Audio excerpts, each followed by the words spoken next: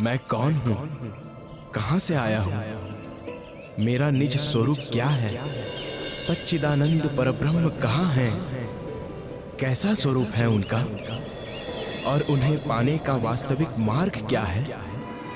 तारतम ज्ञान के अखंड प्रकाश में इन प्रश्नों का अनायास ही समाधान प्राप्त हो जाता है।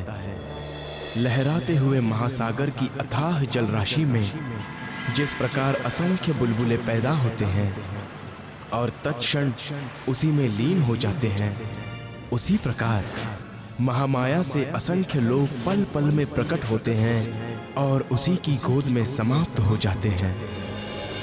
और इसी महाशून्य में प्रकट होता है आदि नारायण का स्वरूप, जो अक्षर ब्रह्म का स्वाप्निक मन होता है। संपूर्ण सृष्टि का संचालक यही है। इसी की चेतना का प्रतिभास सभी प्राणियों के रूप में दृष्टिगोचर होता है। संसार के अधिकांश मनुष्यों का प्रायः यही आराध्य देव है और इससे परे ये योग माया का अखंड मंडल है, जहां अक्षर ब्रह्म अपनी अखंड एवं चैतन्य प्रकृति के साथ क्रीड़ा करता है। ये अद्वैत भूमिका है। यहाँ के कण कण में चैतन्यता, अखंडता एवं ब्रह्म रूपता के दर्शन होते हैं। ये वेदों में चतुष्पाद विभूति के रूप में वर्णित हैं। भगवान शिव, महाविष्णु, संकादिक, शुकदेव आदि की ध्यान क्रीड़ा का यही स्थान है। किंतु इस योग माया मंडल से परे वो स्वलीला, अद्वैत, अनादि, अनंत परम धाम है। और द्वादशी के दिन मेरी आत्मा को भागवत रूपी आहार प्राप्त नहीं हो पाता, इसलिए मैं अपने शरीर को भी भोजन नहीं देता। देवचंद्र जी, अब आप इन्हें ये भी बता दें कि आप एकादशी के दिन उपवास क्यों नहीं करते, भोजन प्रसाद क्यों ग्रहण करते हैं। एकादशी का दिन श्री कृष्ण जी की भक्ति को समर्पित होता है और उन्हें भोग लगाया हुआ प्रसाद आत्मा का पोषण करता है। वो आत्मा के लिए अमृत होता है, इसलिए उस प्रसाद को ग्रहण करना मेरा धर्म है, सो मैं ग्रहण करता हूं। भाइयों, श्रीमद् भागवत के 10वें स्कंद में पर ब्रह्म के द्वारा की गई व्रज एवं रासलीला का वर्णन है, जिसके प्रेम और आनंद के रस के एक बूंद भी जीव को भव के पार करने में समर्थ होती है। और आप लोग ऐसे रस को पाकर भी एकादशी के द्वारा स्वर्ग के प्राप्ति की साधना करते हो। श्रीमद् भागवत के 12वें स्कंद के 4थे अध्याय के अनुसार ये स्वर्ग महाप्रलय में लीन हो जाता है। अब आप ही बताएं आचार्यवर, क्या मैं गलत कह रहा हूं? नहीं देवचंद्र जी, ये शब्द जो तुमने कहे हैं उतने ही सत्य हैं जितनी प्रभु की लीला। भाइयों, क्या आप लोगों के मन में अभी भी संशय है? नहीं आचार्य जी, देवचंद्र तुम धन्य हो। हाँ देवचंद्र जी, आप धन्य हैं। क्षमा कीजिए देवचंद्र जी, हम आपके ज्ञान को समझ नहीं पाए और ऐसा दुस्साहस कर बैठे।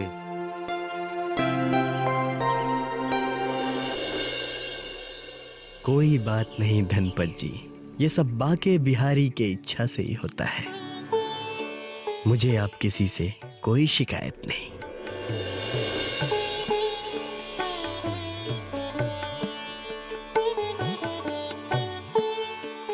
अब आज्ञा दीजिए आचार्यवर। प्रणाम। आप पछाड़ी ल्याओ छो धन, ऊंचा थावर अब दे करो छो दान। एरे अर्थ नहीं आवे जीवने,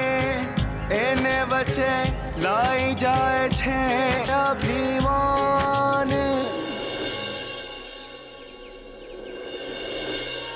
देवचंद्र जी, देवचंद्र जी।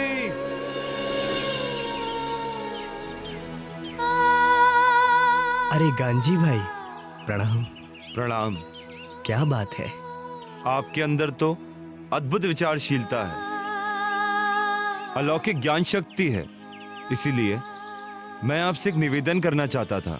वो सब तो प्रभु की कृपा से है गांजी भाई। आप निसंकोच होकर बोलिए, मैं आपकी क्या सेवा कर सकता हूँ? मेरा सिर्फ यही एक निवेदन है कि आगे भविष्य में जब कभी भी आपके हृदय में ज्ञान का कोई रहस्य प्रकट हो तो आप मुझे अवश्य बताएं। ठीक है गांजी भाई, मैं तुम्हें अवश्य बताऊंगा। प्रणाम। प्रणाम।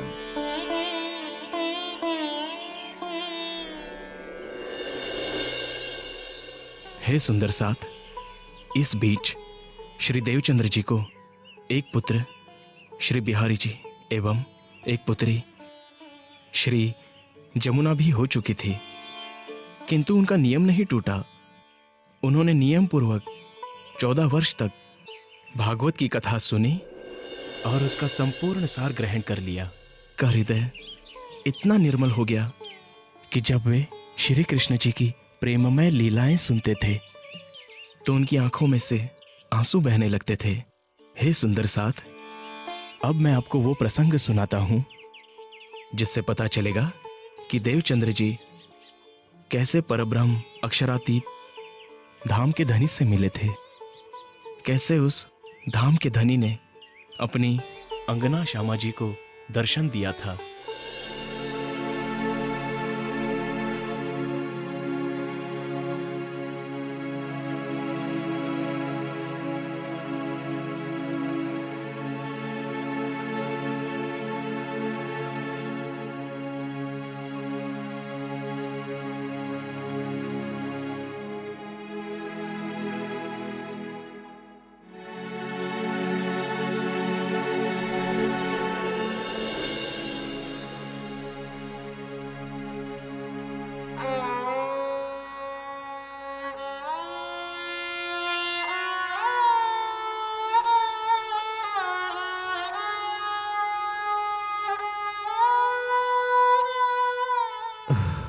भोजन कर लीजिए स्वामी।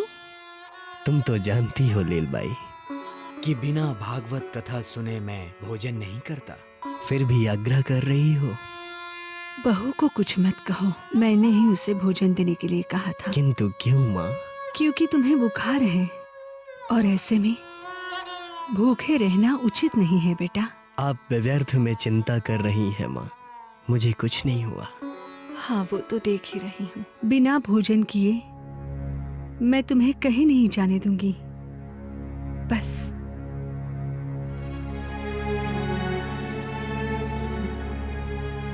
आइए वैद्य जी, आइए आइए। बेटा देवचंद्र, मैं वैद्य जी को लेकर आया हूँ, ये तुम्हारा परीक्षण करेंगे। मुझे कुछ नहीं हुआ पिताजी, मैं ठीक हूँ। हाँ हाँ, मैं कुछ दिनों से देख ही रहा हूँ कि तुम कितना ठीक हो।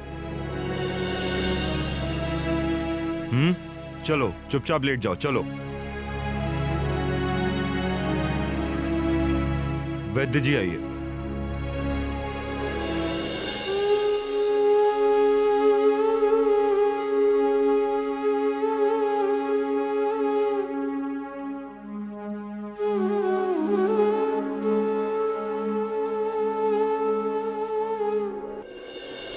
इन्हें लंबी अवधि का ज्वर हुआ है। इसलिए इन्हें ठंडी हवा से बचना अति आवश्यक है। इन्हें ऐसे में बाहर कहीं नहीं जाना चाहिए। इन्हें तो मेरी औषधि खाकर आराम करना चाहिए।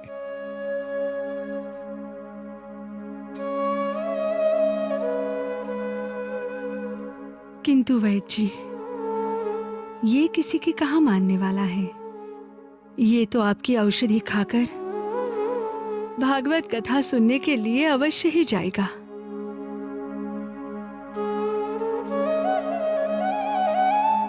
यदि ऐसी बात है तो कृपा करके मेरी औषधि वापस दे दीजिए।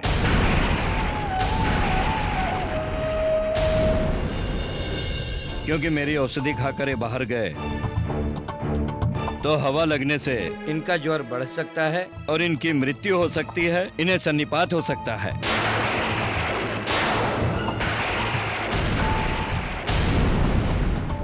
वैद्य जी, आप निश्चिंत रहिए, हम इसे कहीं नहीं जाने देंगे। ये हमारा इकलौता पुत्र है। आप जैसा कह रहे हैं हम ठीक वैसे ही देखभाल करेंगे उसकी। आप एक बार फिर सोच लीजिए, आपको इन्हें हर हाल में घर पर रखना होगा, अन्यथा इन्हें कुछ हो गया तो लोग मेरी योग्यता पर प्रश्न चिन्ह लगा देंगे। कहेंगे कि वैद्य जी की औषधि खाकर देवचंद्र का यह हाल हो गया। आप विश्वास करें वैद्य जी, हम इसे घर पर ही रखेंगे। चलता हूं, प्रणाम।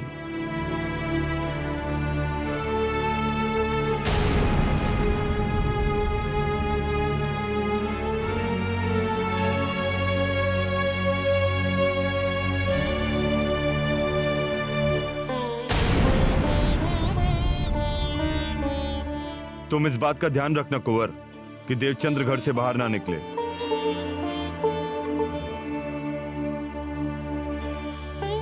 मैं पूरी कोशिश करूंगी स्वामी, किंतु आप स्वयं देवचंद्र से कह दे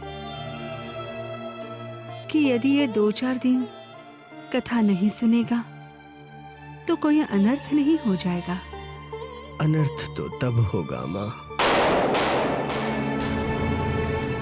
जब मैं भगवत कथा सुनने नहीं जाऊंगा और आप लोग ये सुन लें कि मुझे शरीर का कोई मोह नहीं है। मेरे लिए धर्म के अलावा कुछ नहीं है। यदि धर्म ही ना रहा तो ये देह बचाकर मैं क्या करूंगा? बिना शरीर के धर्म का आचरण नहीं हो सकता बेटे। शरीर है तो धर्म है। कहते हैं ना, शरीर माध्यम खलु धर्म साधनम। इसलिए यह हट छोड़ो और इस शरीर को स्वस्थ करो ताकि तुम जल्दी से कथा सुनने जा सको। हाँ कुंवर, जाओ जाके दवा का काढ़ा बना कर लाओ। जाओ, जल्दी जाओ। बहू चल।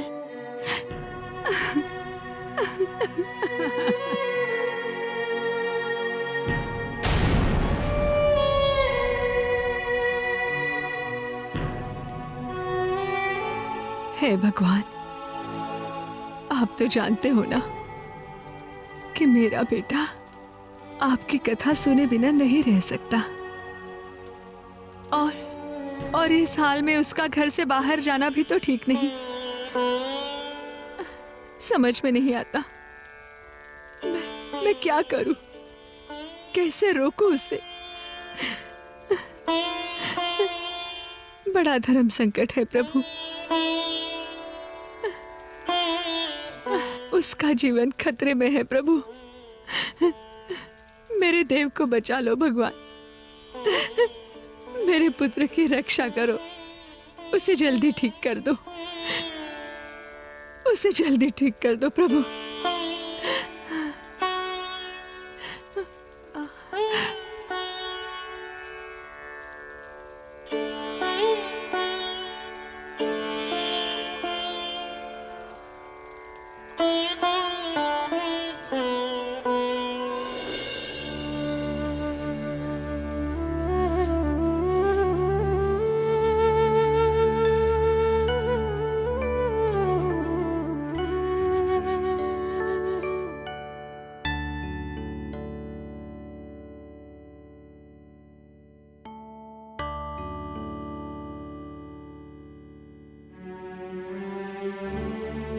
बेटा उठो, ये काढ़ा पी लो।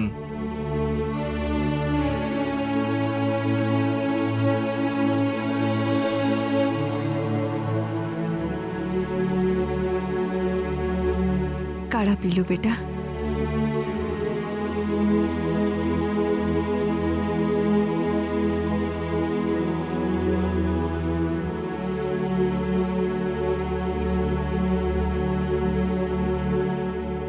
देवचंद्र, क्या हुआ देवचंद्र? क्या क्या तुम्हें ठंड लग रही है बेटा? हाँ,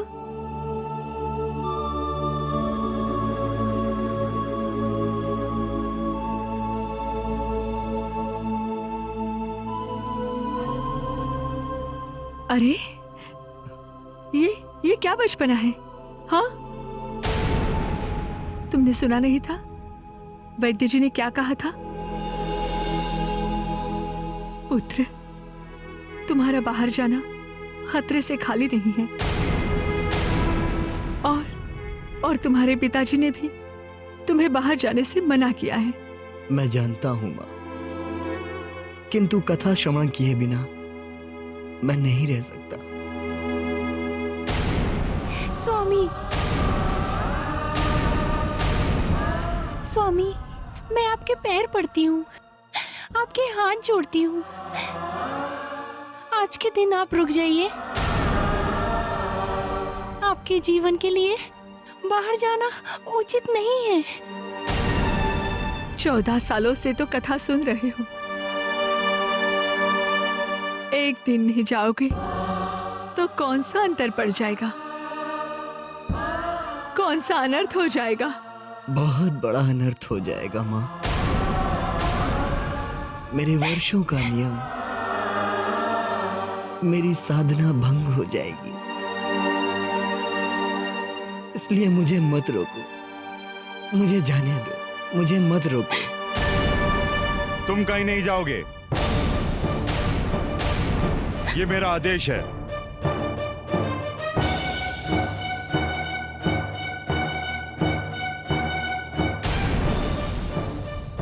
लगता है तुम ऐसे नहीं मानोगे, मुझे तुम्हारे साथ जबरदस्ती करनी पड़ेगी।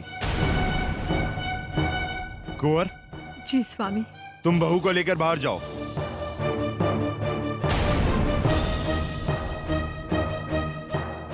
सुनो देवचंद्र, आज तुमने मेरी बात ना मानकर मुझे बहुत विवश कर दिया है कि मैं तुम्हें अपने घर में कारागार का अनुभव दूं। पिताजी, मैं आपसे विनती करता हूं, मेरे साथ ऐसा मत करिए। बस, मैं और कुछ सुनना नहीं चाहता। पिताजी, पिताजी सुनिए तो सही। पिताजी,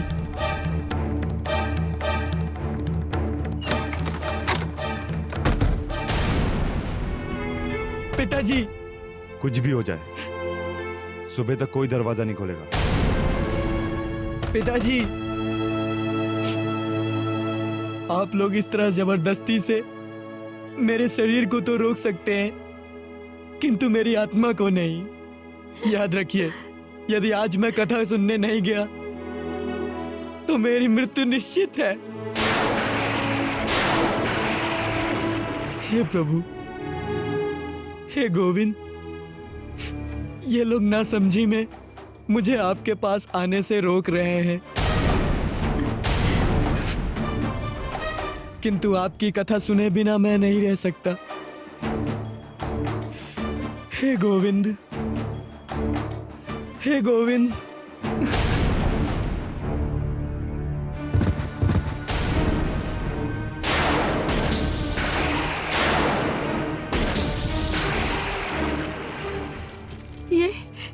ये आवाज कैसी थी बहू?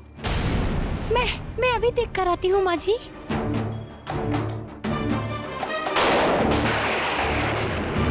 स्वामी, माँ जी, माँ जी, देखिए ना इन्हें क्या हो गया है। क्या हुआ? हाँ, देवचंद्र, सुनिए। क्या हुआ देवचंद्र को?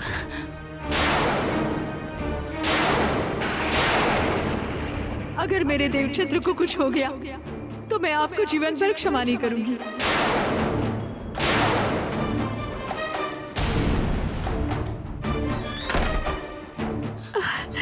बेटा, देवचंद्र, बेटा देवचंद्र, क्या हुआ पुत्र? देवचंद्र, क्या हुआ आपको? बेटा, अरे कुछ कीजिए बेटा ना। आंखें खोलो। क्या हुआ आपको? बेटा, उठो बेटा, ये क्या हो गया है? उठो।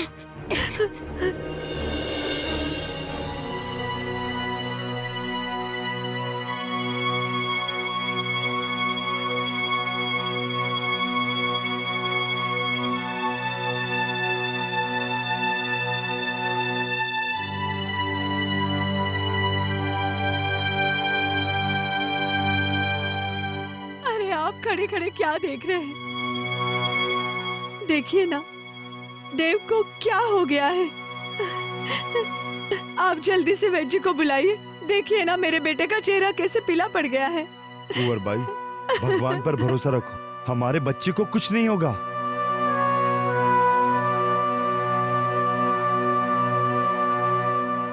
बेटा, तुम्हें कथा नहीं सुननी?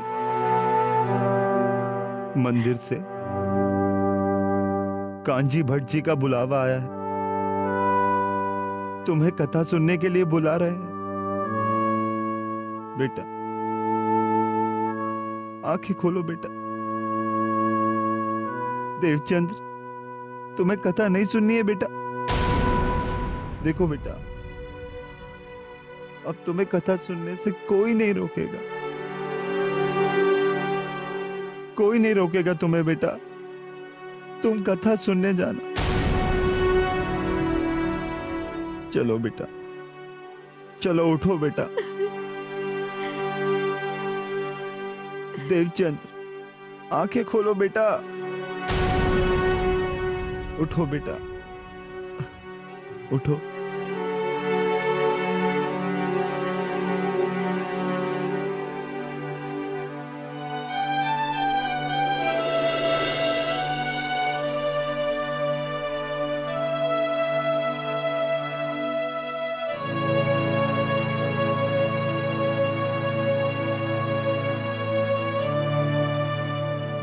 हे बाके बिहारी जी, आपका लाख लाख धन्यवाद प्रभु। देवचंद्र, बेटा तुम भागवत सुनने जाना चाहते हो ना? अवश्य जाओ, अब तुम्हें कोई नहीं रोकेगा। हमें बाके बिहारी पर पूरा विश्वास है, तुम्हें कुछ नहीं होगा।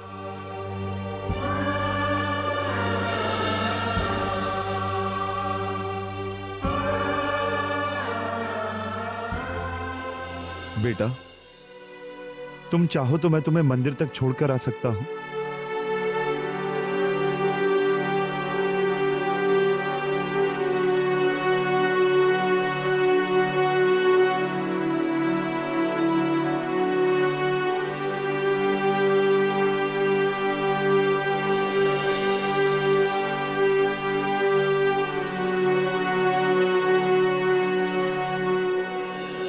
हे भक्तों, एक बार दिग्विजय करते समय राजा परीक्षित ने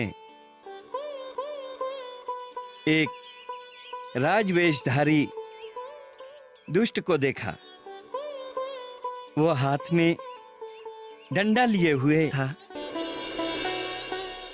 और गाय बैल के एक जोड़े को इस तरह से पीटता जा रहा था जैसे उसका कोई स्वामी ना हो। वह बैल 3 पैरों से विहीन मात्र एक पैर पर खड़ा कांप रहा था और गाय भी दुबली और पतली सी थी और उसके आंखों से आंसू बह रहे थे।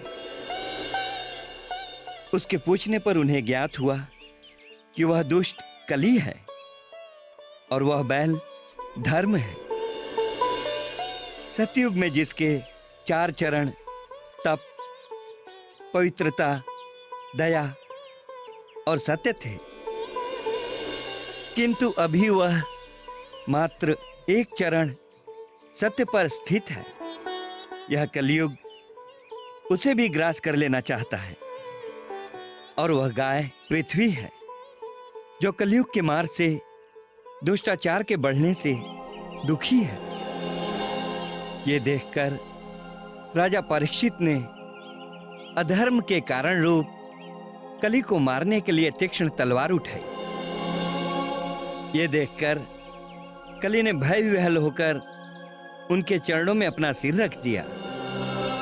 तब राजा परीक्षित ने अभयदान देते हुए उससे कहा, मैं तुझे जीवन दान देता हूं, किंतु तुम मेरे राज्य में नहीं रहोगे।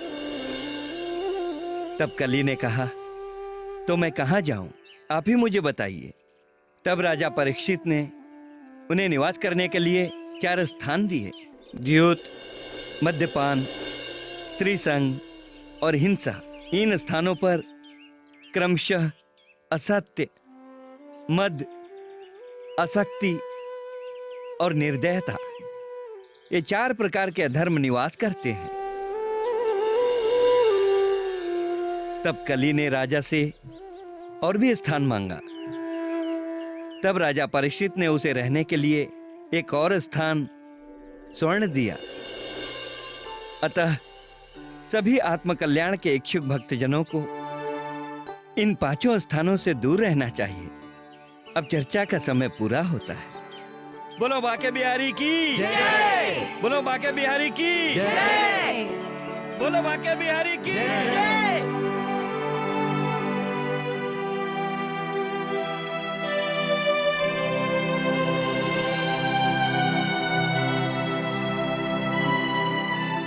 इस प्रकार अतुट निष्ठा ने श्री देवचंद्र जी की आस्था को विश्वास की कसौटी पर खरा सिद्ध कर दिया।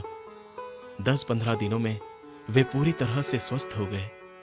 श्रीमद् भागवत की कथा सुनने में श्री देवचंद्र जी को आनंद की प्राप्ति तो होती थी, किंतु 11 वर्ष की उम्र से वे जिन प्रश्नों की खोज में थे कि मैं कौन हूं, कहां से आया हूं और मेरी आत्मा का प्रियतम कौन है, उनका समाधान उन्हें अब तक प्राप्त नहीं हो सका था।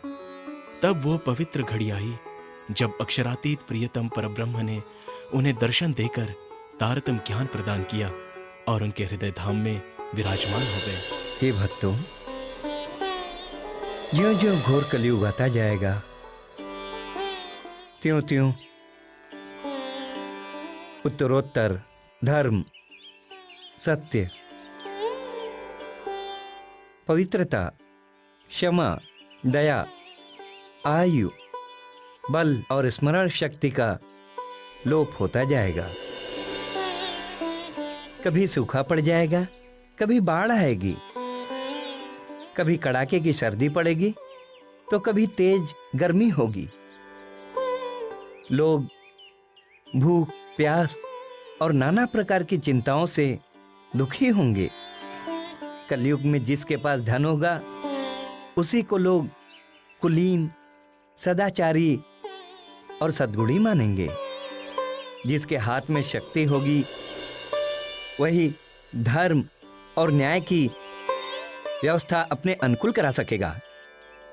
व्यवहार की निपुणता सच्चाई और ईमानदारी में नहीं रहेगी। जो जितना छल कपट कर सकेगा वह उतना ही व्यवहार कुशल माना जाएगा। बोलचाल में जितना चालाक होगा वह उतना ही बड़ा पंडित माना जाएगा। जो जितना अधिक दम अखंड कर सकेगा उसे उतना ही बड़ा साधु समझा जाएगा। लोग दूर के तालाब को तीर्थ मानेंगे और निकट के तीर्थ माता पिता की उपेक्षा करेंगे। जीवन का सबसे बड़ा पुरुषार्थ होगा अपना पेट भर लेना। धर्म का सेवन यश के लिए किया जाएगा। इस समय सारी पृथ्वी पर दुष्टों का बोलबाला हो जाएगा। तब भगवान लोगों की बुद्धि में मोह और अत्यंत लोभ उत्पन्न करने वाला वेश धारण करके बुद्ध के रूप में बहुत से उपधर्मों का उपदेश करेंगे। कलयुग का अंत होते होते मनुष्यों का स्वभाव अत्यंत दुस्सह बन जाएगा। लोग प्रायः गृहस्थी का भार ढोने वाले और विषयी हो जाएंगे। ऐसी स्थिति में धर्म की रक्षा के लिए स्वयं भगवान कल की अवतार ग्रहण करेंगे। उनके रोम रोम से अतुलनीय तेज की किरणें छिटकती होंगी। वे अपने शीघ्रगामी घोड़े पर सवार होकर पृथ्वी पर सर्वत्र विचरण करेंगे और दुष्टों का नाश करेंगे। कल की स्वरूप की कृपा से मनुष्यों के मन में सात्विकता का संचार होगा। लोग अपने वास्तविक स्वरूप को जान सकेंगे और तभी से सतयुग का भी प्रारंभ होगा।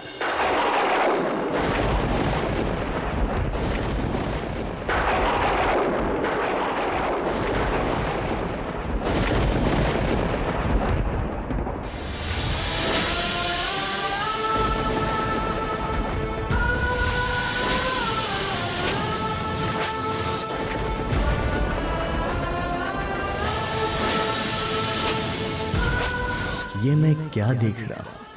इतना शीतल एवं मनोरम प्रकाश मैंने तो कभी नहीं देखा था। ये कहां से आ गया?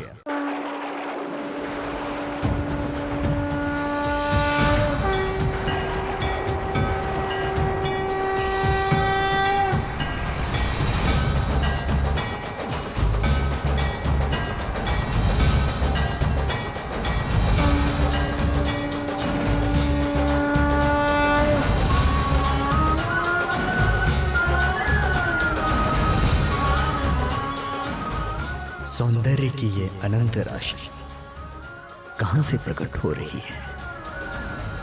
ये घुंघराले बाल, ये मुस्कुराता हुआ कोमल मुख और कानों में मनोहर कुंडल, इनके रोम रोम में सुंदरता का अनंत सागर लहरा रहा है। आखिर ये कौन है और मुझे एकटक ऐसे क्यों देख रहे हैं? स्वरूप तेज पुंज प्रकाशी, नवल स्वरूप किशोर विलासी, चरणी रंग केसरी चलके, बागो श्वेत जड़ित नंग झलके, फैटो नील पीत रंग रमके, उपरेणी रंग आसमानी चमके, पाग रंग सिंदुरिया सोहे, कोटान कोट ज्योतमय जो है। देवचंद्र जी, पहचाना मुझे? तुम जो इस तरह से मुझे एकटक देखे जा रहे हो, तो क्या तुम मुझे बता सकते हो कि मैं कौन हूँ? मेरे हृदय में ऐसा आभास हो रहा है कि आप मेरे वही प्राणेश्वर हैं जिनकी खोज में मैंने अब तक अपनी सारी आयु व्यतीत कर दी। अच्छा, तो क्या तुम मुझे बता सकते हो कि तुम कौन हो और तुम्हारी आत्मा इस जगत में कहां से आई है? हे मेरी आत्मा के प्रियतम, मुझे कुछ भी नहीं मालूम कि मैं कौन हूं और मेरा मूल घर कहां है। मैं जो आपको अपना प्रियतम स्वामी कह रहा हूं, वो भी पूर्ण निश्चय और ज्ञान से नहीं कह रहा। ये सृष्टि के अनादि प्रश्न हैं जिनका उत्तर अब तक इस सृष्टि में कोई नहीं दे सका।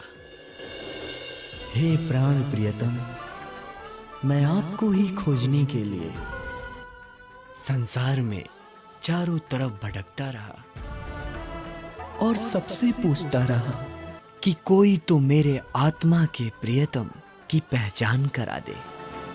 किंतु ये मायावी जगत अज्ञानता की नींद में सो रहा है।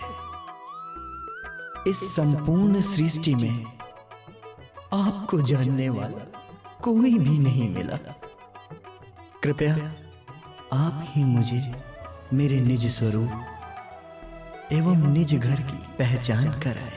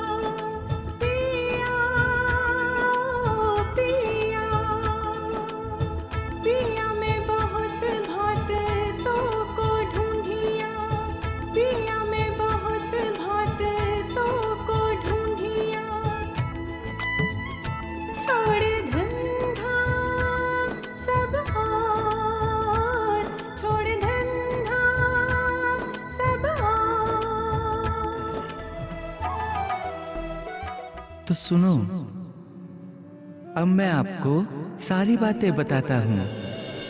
मैं अक्षर ब्रह्म से भी परे सच्चिदानंद पर ब्रह्म हूँ।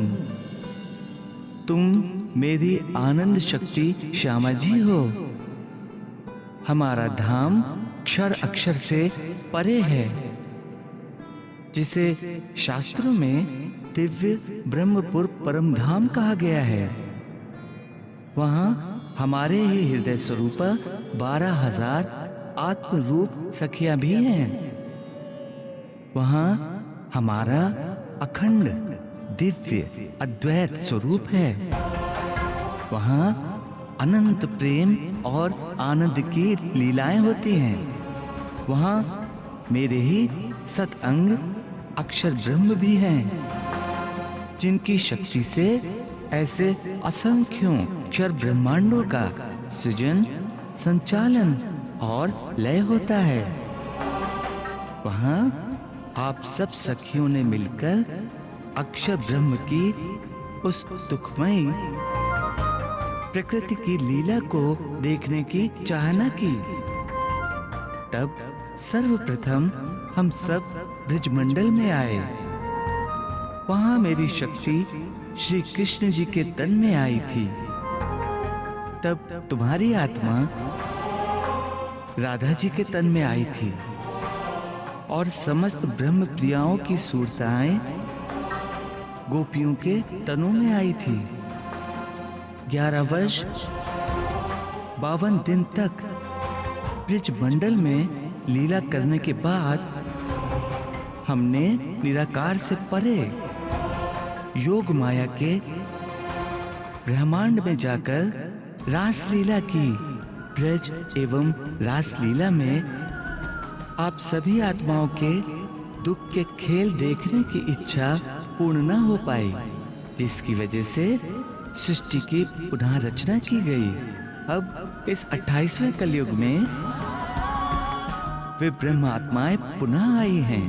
जिस प्रकार तुम्हारी आत्मा इस देवचंद्र जी के तन में आई है, वैसे ही सभी ब्रह्म प्रियाओं की आत्माएं विभिन्न धर्मों, जातियों एवं वर्णों में आई हैं। जिस प्रकार निज स्वरूप की पहचान कराकर मैंने तुम्हें जागृत किया है, वैसे ही उन सभी आत्माओं को भी उनके निज स्वरूप की पहचान कराकर उन्हें जागृत करो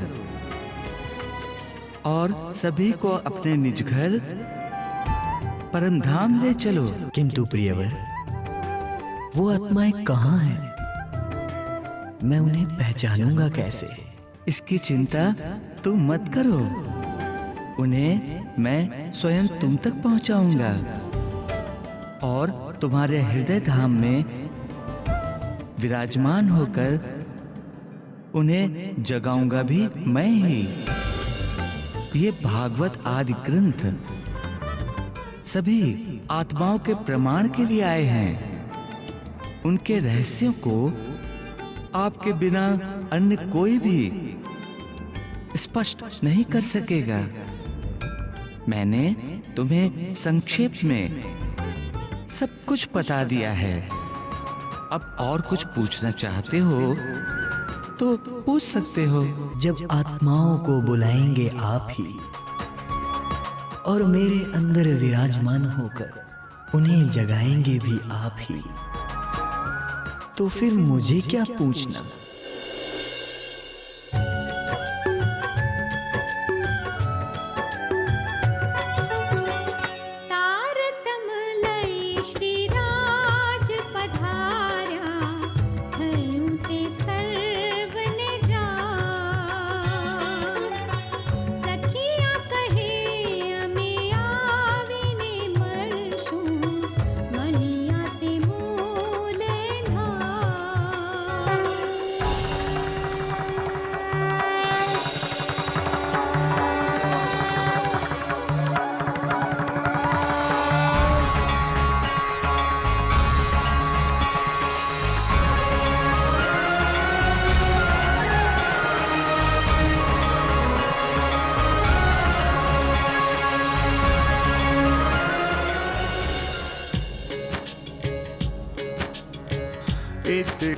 खेलत जुथ सयन सदा आनंद इन वतन मीने राज श्यामा जी दोए सुख याही आत्म सब कोए सुख याही आत्म सब कोए।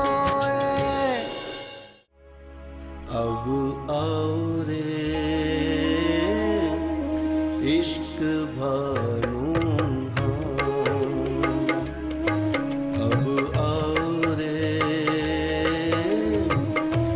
इश्क भानु देखो वतन अपना निज धाम करु चरण तले विश्राम बिल सो पिया जी सो प्रेम का अब आओ रे इश्क भानु अब आओ रे इश्क भानु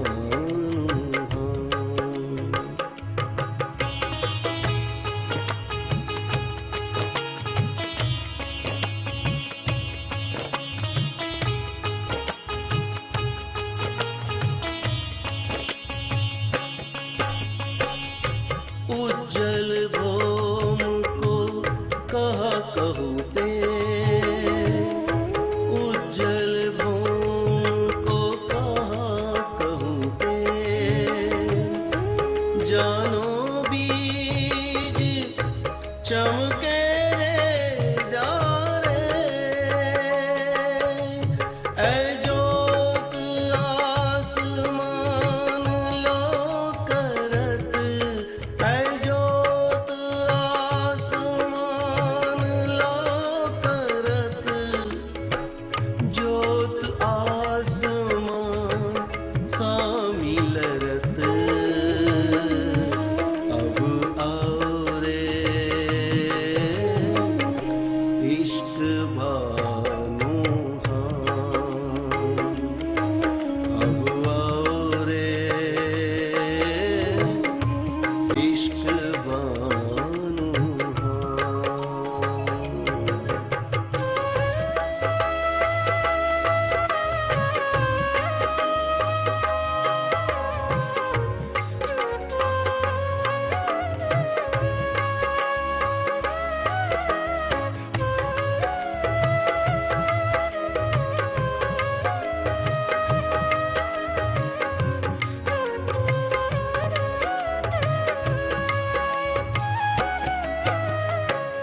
के लिंबोई और अनाम और तिनबन दाहिनी किनार बटना रंगी जाम्बुवन राय बटना रंगी जाम्बुवन राय पाट के घाट अमृत कहलाए अब आओ रे इश्क भानु अब आओ रे इश्क भानु। इस प्रकार श्री देवचंद्र जी के हृदय धाम में प्रियतम परब्रह्म के आवेश स्वरूप से विराजमान हो जाने से उनकी ब्राह्मी स्थिति हो गई। वे जागृत बुद्धि के स्वरूप बुद्ध अवतार हो गए। उनकी आत्मिक दृष्टि में परम धाम अखंड ब्रजरास सब दिखने लगा। उन्हें सब दिखने लगा कि परम धाम में क्या हुआ था, किस कारण ब्रह्मात्माओं का इस नश्वर जगत में आना हुआ।